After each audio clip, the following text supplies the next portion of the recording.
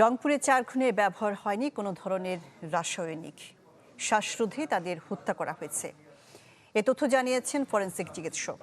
এদিকে চাঞ্চল্যকর এ হত্যা মামলার তদন্তভার দেওয়া হয়েছে গোয়েন্দা পুলিশকে। নতুন করে আটক করা হয়েছে এক যুবককে। রংপুরে সপরিবারে অবসরপ্রাপ্ত শিক্ষক গণপতি চক্রবর্তীকে হত্যার পর থেকে সামনে আসছে একের পর এক তথ্য উপাত্ত।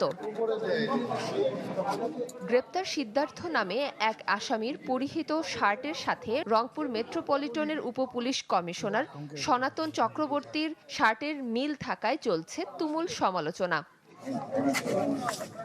সিসিটিভির ফুটেজে দেখা যায় মরদেহ উদ্ধারের দিন টি শার্ট পরে ঘোরাঘুরি করছে সিদ্ধার্থ।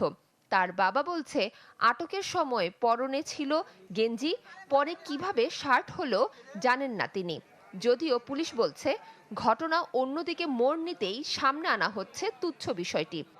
সবার ছেলেই সবার কাছে ভালো, কেউই চায় না যে এইরকম একটা ঘৃণ্য অপরাধের সাথে কারোর ছেলে জড়িত থাকুক বা আসুক, এটা তারা কেউই চায় না। সুতরাং তার বাবার কথাবার্তা এগুলো আমাদের কাছে খুব বেশি প্রাসঙ্গিক না। এদিকে ফরেনসিক প্রতিবেদন বলছে 4 খুনে মেলেনি দাহ্য পদার্থের ব্যবহার, শ্বাসরোধেই তাদের মৃত্যু হয়েছে, আলামত পাওয়া যায়নি ধর্ষণেরও। গলার ফান্ডিংসটাই আমরা বেশি পেয়েছি এবং আমরা মনে করছি যে শ্বাসরুদ্ধ করেই হত্যা করা হয়েছে। কেমিক্যাল দিয়ে ঝলসানো না, এটা হচ্ছে পচন প্রক্রিয়ারই একটা অংশ। পচন প্রক্রিয়ারই একটা অংশ, যে আপনার যে অংশটা এক্সপোজ থাকে সাধারণত সে অংশটা আস্তে আস্তে কালো হয়ে যায় এবং পুরো বডি অ্যাকচুয়ালি আস্তে আস্তে পচনের প্রক্রিয়াতেই কালো হয়ে যায়।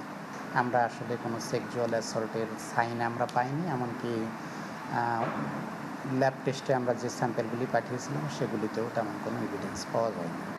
হত্যা মামলায় এ পর্যন্ত 2 আসামিকে গ্রেপ্তার করেছে পুলিশ, আর জিজ্ঞাসাবাদের জন্য প্রতিবেশী সীমান্ত নামে আরেকজন যুবককে আটক করে আদালতে সোপর্দ করা হয়েছে। Desk report, channel 24।